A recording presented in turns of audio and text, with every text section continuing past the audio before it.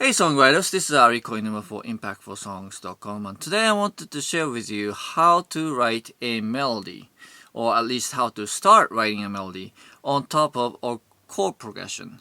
Or it could be a guitar riff, it could be some bits and pieces you're banging on piano, just anything instrumental that you want to write a melody on top of, and you're like, I don't know where to start, it's kind of weird, that sort of thing.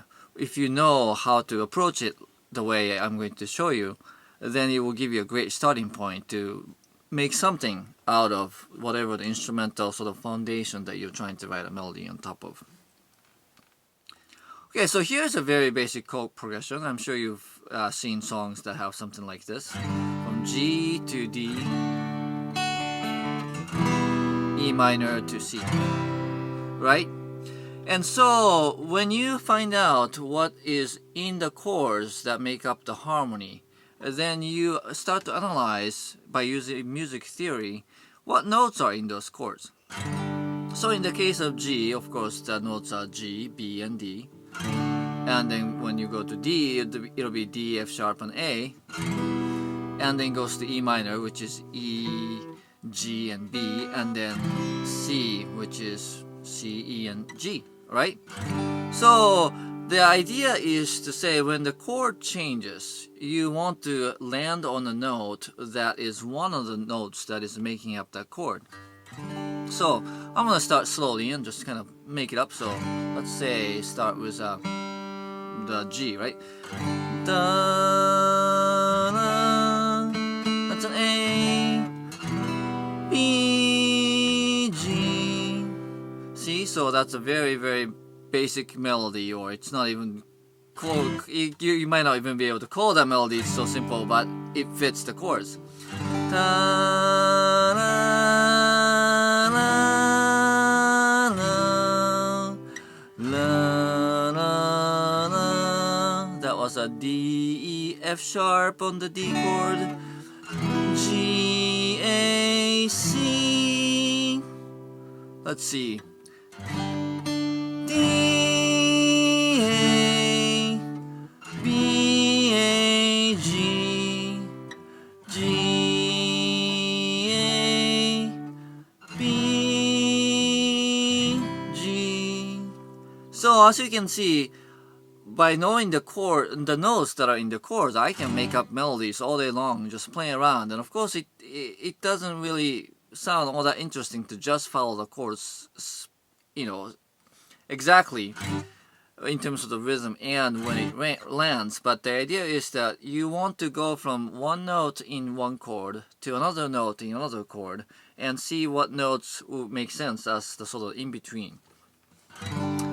And that will be a great starting point, and you can play around with the rhythm, or you can play around with some notes that might not exactly be in those chords or in the key, but still, just knowing the chords and knowing what notes are in there, and then landing on one of them when the chord gets to that one is like the starting point that you can use to start to write a melody.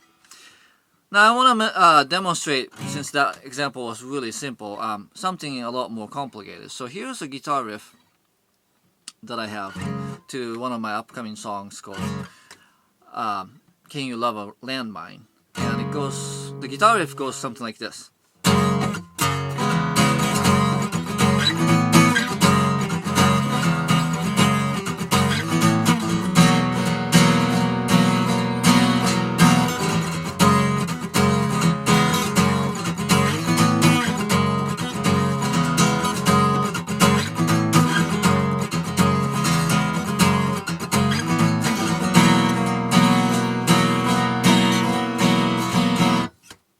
So, of course, if somebody comes up with a part like that, you're like, I don't know what I'm going to do with that. But again, you can start to analyze what's going on, and then gives you a clue as to where the starting point of that melody is.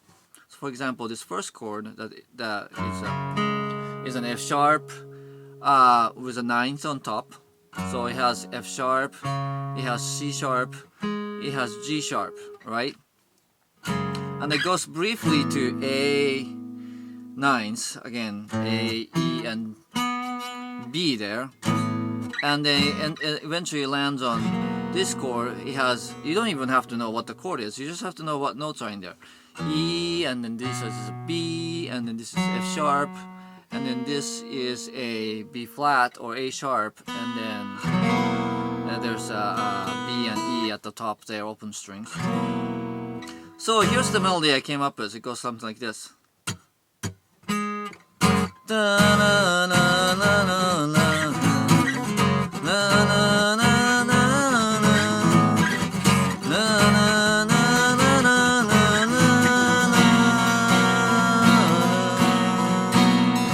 So slowly. See, notice it's using the notes that are in the chord and just kind of filling up in between.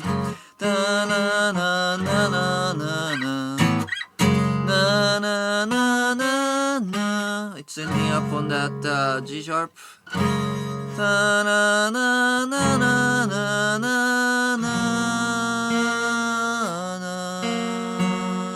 So even though this is kind of a variation of E chord, the melody is taking advantage of the other colorful notes in there, the A sharp and then F sharp.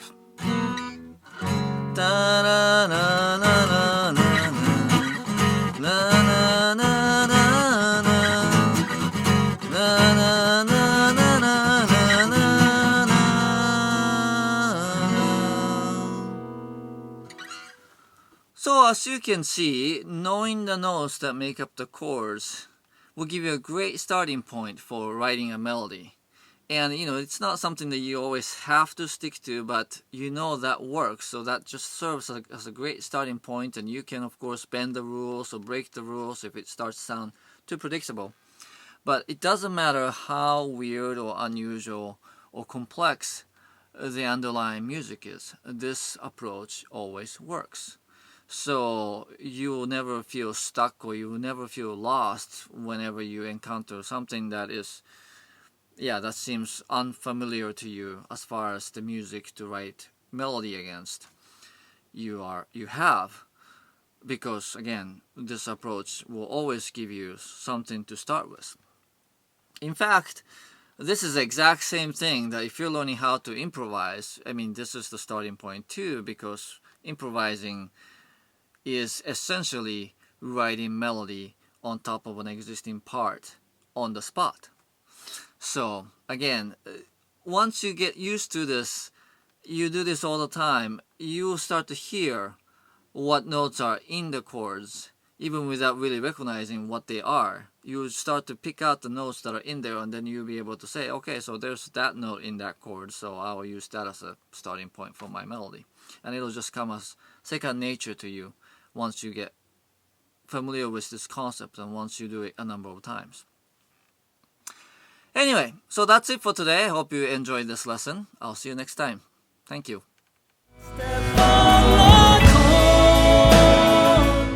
Hey, thanks for watching this video. If you enjoyed it, what will help me the most in creating more like this is to have you join my email list. Please go to the link shown in the video or in the description and sign up, and I'll send you some free stuff. Thank you.